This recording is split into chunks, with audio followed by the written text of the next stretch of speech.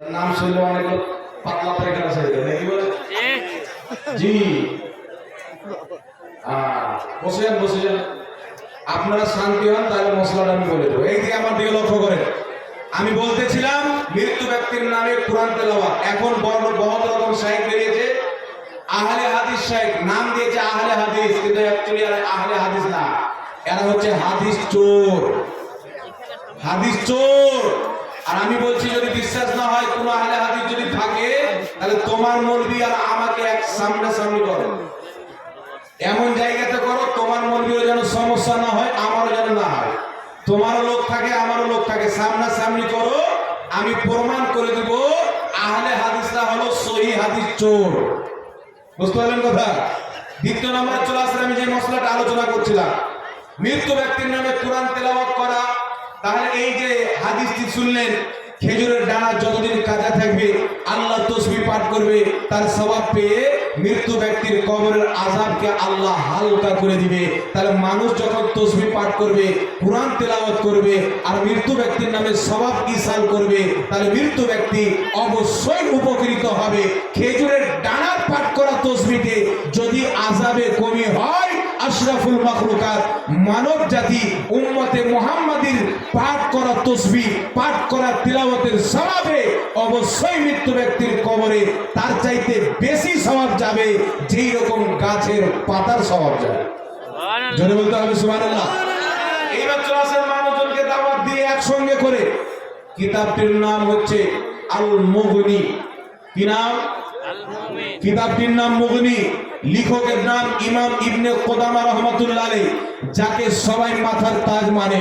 তিনি আল মুগনি কিতাবের মধ্যে স্পষ্ট আকারে লিখে দিয়েছেন যে এই ব্যাপারে ইজমাউল মুসলিমিন, মুসলিম জাতির ঐক্যমত রয়েছে, সমস্ত মুসলমানের ঐক্যমত ইজমা রয়েছে যে মানুষ মারা যাওয়ার পর যুগ যুগ থেকে মুসলমান মানুষকে দাওয়াত দিয়ে একত্রিত করে কোরআন তেলাওয়াত করে আর তার সওয়াব মৃত্যু ব্যক্তির নামে পাঠিয়ে দেয়।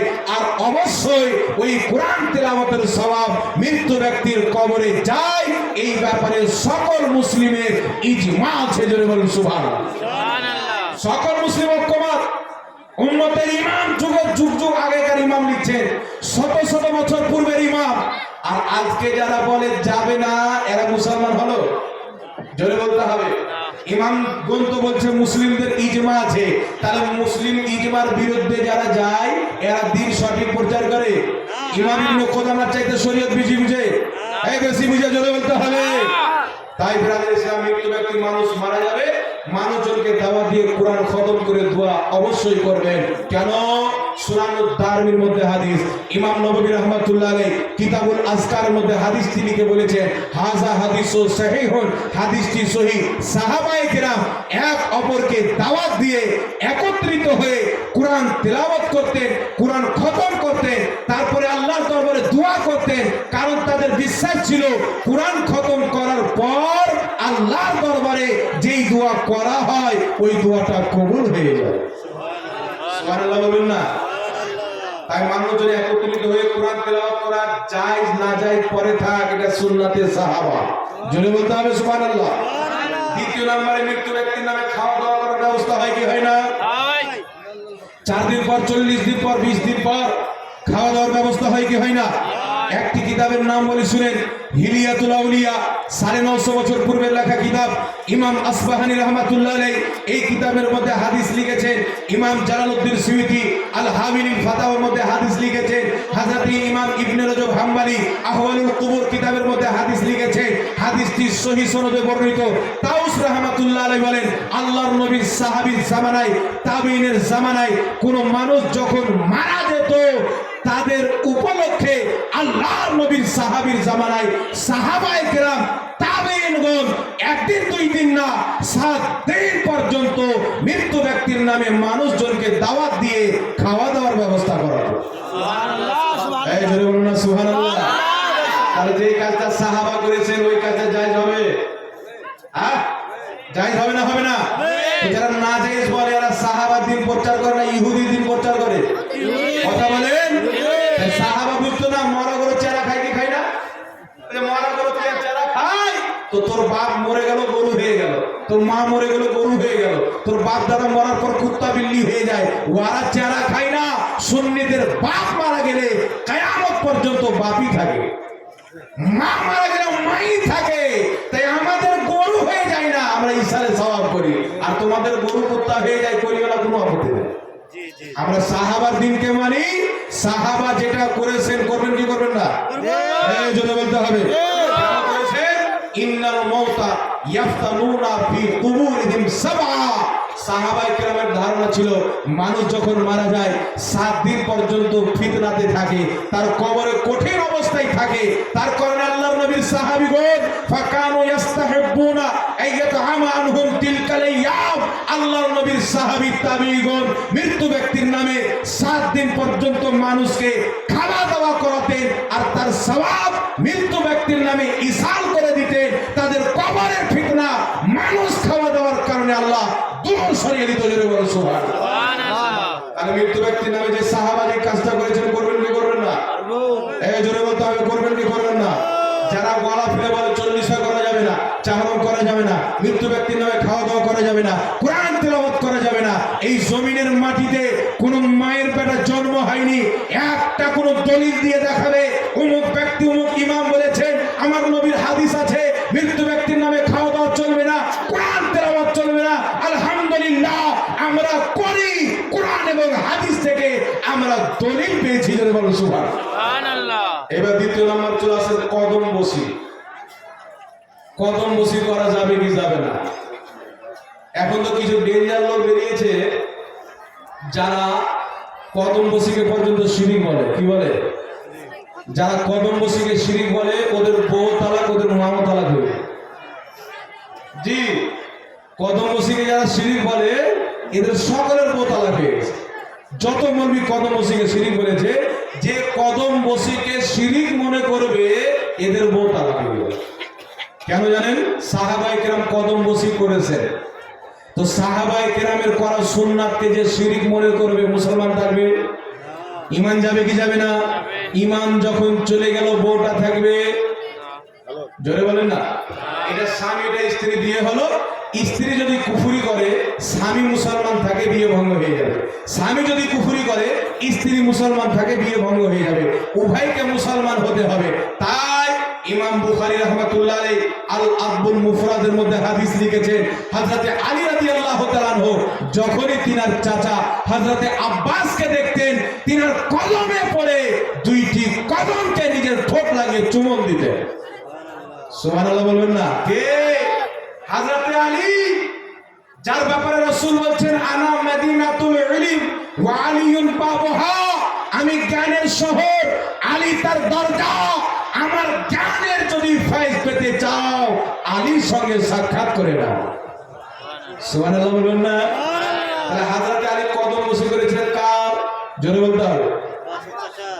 নিজের চাচা হযরতে আব্বাস রাদিয়াল্লাহু তাআলা আনহু।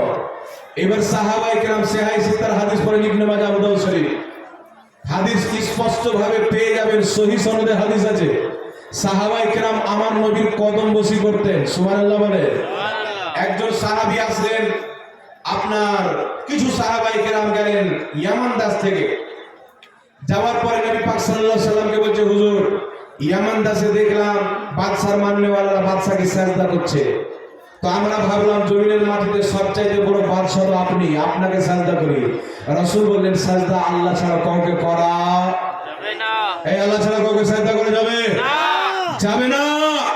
তখন সাহাবা কি করলেন? নবীর কদম চুম্বন করলেন, নবীর কদম বসি করলেন। তাই ফুকাহায়ে কেরাম বলেছেন, আল্লাহর হক্কানি আলিম, হক্কানি ওলি, হক্কানি পীর ও মুর্শিদের কদমকে চুমন দেওয়া, পিতা মাতার কদমকে বোসা দেওয়া, চুমন দেওয়া, এটা নাজেজ বা হারাম না, এটা সওয়াবের কাজ। সুবহানাল্লাহ বলুন না? নেকির কাজ। কদম বসি করা সওয়াবের কাজ। এইবার হাত চুমন। আবু দাউদ শরীফের মধ্যে হাদিস, আমার নবীর দরবারে মা ফাতেমা এসেছেন। নবী পাক মা ফাতেমাকে দেখে দাঁড়িয়ে গেলেন। মা ফাতেমা নবী পাক সাল্লাল্লাহু আলাইহি সাল্লামের হাতকে চুমন দিলেন। সুবহানাল্লাহ বললেন। আমার নবী মা ফাতেমার পেশানিকে চুমন দিলেন। তাহলে কি বোঝা গেল? সম্মানিত ব্যক্তির হাতকে চুমন দেওয়া এটা যায়, বরং স্বভাবের কাজ। আপনি ওস্তাদের হাতকে চুমন দেন, ওস্তাদের কদম বসি করেন, মায়ের কদম বসি করেন, বাপের কদম বসি করেন, আপনার হক্কানি পীরের কদম বসি করেন, আল্লাহর কোনো ওলির কদম বসি করেন, বিজ্ঞ আলিমের কদম বসি করেন, এতে আপনার চুল পরিমাণেও গুনাহ হবে না, বরং আল্লাহ আপনাকে সওয়াব দান করবে। কারণ এই কাজটি সাহাবায়ে কেরাম করেছেন, আমার নবী অনুমতি দিয়েছেন। যে কাজটি শরীয়তে রাসূল অনুমতি দিলেন, সাহাবায়ে কেরাম করলেন, কিয়ামত পর্যন্ত ওই কাজটি যারা করবে তারা নেকি পাবে। যদি বলেন সুবহানাল্লাহ। আর যারা মিটার চেষ্টা করবে তারা বিদাতি গুনাহ পাবে। কারণ আল্লাহ রাসূল আল্লাহর নবীর সাহাবীর করা কাজ মিটানো যাবে না, তাদের কাজ চালু রাখতে হবে। সুবহানাল্লাহ। তাহলে সম্মানিত ব্যক্তির হাত চুমা কদম বসি করা এটা জায়েজ কাজ, স্বভাবের কাজ। আর একটা দ্বিতীয় নম্বরে চলে আসেন, একটা মশলা আপনাদের সঙ্গে আমি ক্লিয়ার করে দিই। মশলাটি হচ্ছে মিনহা খালাকনাকুম বলে মাটি দেওয়া। আপনাদের দিকে একটু ভাবে সেনা আসেনি? জি জি। মানুষও কত মূর্খ হয়ে গেছে, জাহিল হয়ে গেছে। কোন থেকে আরো জানো এসে বলছে মিনহা খালাকনাকুম বলে মাটি দেওয়া হারাম, ওটাই বিশ্বাস করে দিচ্ছে। বলে এর অরিজিনালি আগে থেকেই ঈমান ছিল না, মানে জাহিলের কথা শুনে। একটা তো মানুষের সিম্পল বিবেক আছে, যুগ যুগ থেকে হাজারো আলিম, হাজারো মুফতি, হাজারো মুহাদ্দিস, হাজারো ফকিহ এই মিনহা খালাকনাকুম বলে তার সামনে মাটি দেওয়া হচ্ছে, সে নিজেই দিচ্ছে। এরা ইসলাম বুঝতো না, কোথাকার গাঁজা খানেওয়ালা এসে যে হারাম, লোক দড়িয়ে গেল যে উপরে মাটি দেওয়া। একজন তো বলছে এই দোয়া করলে মাটি দিয়ে জাহান্নামে যাবে মোটা। তো শুনেন, যারা মিনহা খালাকনাকুম বলে মাটি দেওয়া হারাম বলে তারা হচ্ছে আহলে হাদিস। কে নিজেকে আহলে হাদিস বলে? তো মিনহা খালাকনাকুম বলে মাটি দেওয়া যদি হারাম হয়, বুকের উপরে হাত বাঁধা হারাম। যে কায়দাতে মিনহা খালাকনাকুম বলে মাটি দেওয়া হারাম প্রমাণ করবে, একই কায়দাতে বুকের উপরে হাত বাঁধা হারাম অটোমেটিক প্রমাণ হয়ে যাবে। কেন? মিনহা খালাকনাকুম বলে মাটি দেওয়া সুনানুল কুবরার মধ্যে হাদিস, কানজুল উম্মালের মধ্যে হাদিস, অনেক কিতাবের মধ্যে রয়েছে। নবী পাকের মেয়ে উম্মে কুলসুম রাদিয়াল্লাহু তাআলা আনহা যখন ইন্তেকাল করলেন, আমার নবী তিনাকে দাফন করার সময়, মাটি দেওয়ার সময় মিনহা খালাকনাকুম এই আয়াতটি পাঠ করলেন। জোরে বলেন সুবহানাল্লাহ। এখন কথা হচ্ছে, বলছে হাদিসটি জয়ীফ। কি জোরে বলেন না? হাদিসটি জয়ীফ। তো জয়ীফ হাদিসে আমল করা যদি হারাম হয়, বুকের উপরে হাত বাঁধার যত হাদিস আছে জয়ীফ আর জাল, তাহলে বুকের উপরে হাত বাঁধা হারাম হলো কি হলো না? কথা বলেন, হলো কি হলো না? তো ওদের কায়দা